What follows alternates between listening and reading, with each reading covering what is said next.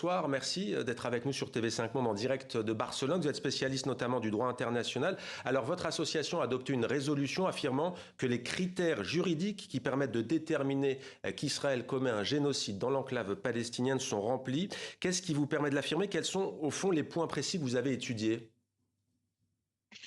Bonsoir.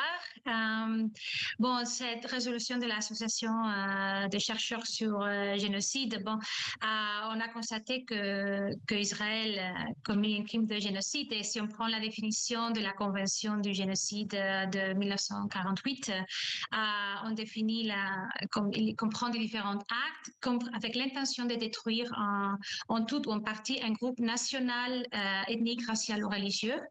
Et il y a différents actes qui peuvent constituer un génocide, comme le meurtre des membres du groupe, atteinte grave à l'intégrité physique ou mentale des membres du groupe, soumission intentionnelle à des conditions d'existence qui peuvent entraîner la destruction physique totale ou partielle du groupe, et aussi, par exemple, des mesures visant à entraver les naissances au sein du groupe. Ce qui est particulier du crime de génocide aussi, c'est l'intention de commettre ces actes, cette intention de détruire le groupe.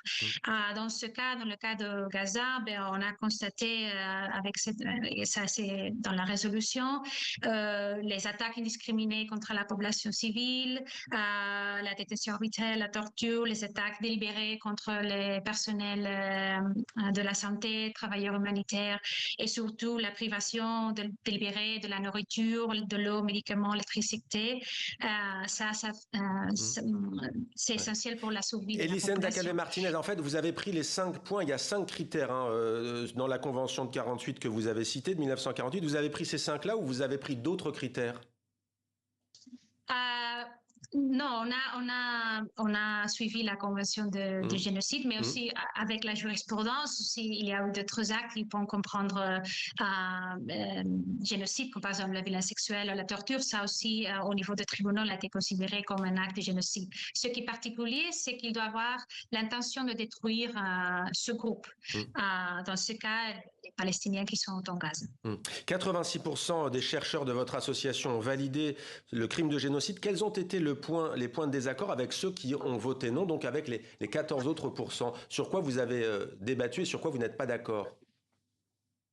Le processus, c'est, comment dire en anglais, bottom-up. C'est un membre de l'association qui propose un texte. Et là, il y a une révision, il y a un petit comité d'experts qui revise le texte. Et puis, dans l'exécutif, on décide si ça peut être, si c'est le texte, c'est bien. Et alors là, on l'envoie à l'association pour qu'on vote.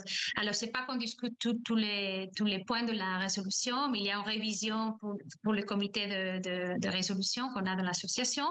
Et là, c'est les membres qui peuvent voter à favor ou contre. Alors, dans ce cas-là, il y a eu 86% des personnes qui ont voté, qui ont été d'accord avec ces résolutions qui constatent non seulement le crime de génocide, mais constatent aussi qu'il y a des crimes de guerre et crimes contre l'humanité. Merci beaucoup d'avoir été avec nous, Elisenda Calvé-Martinez. Je rappelle donc que vous êtes la secrétaire générale du comité exécutif de l'Association internationale des chercheurs sur le génocide.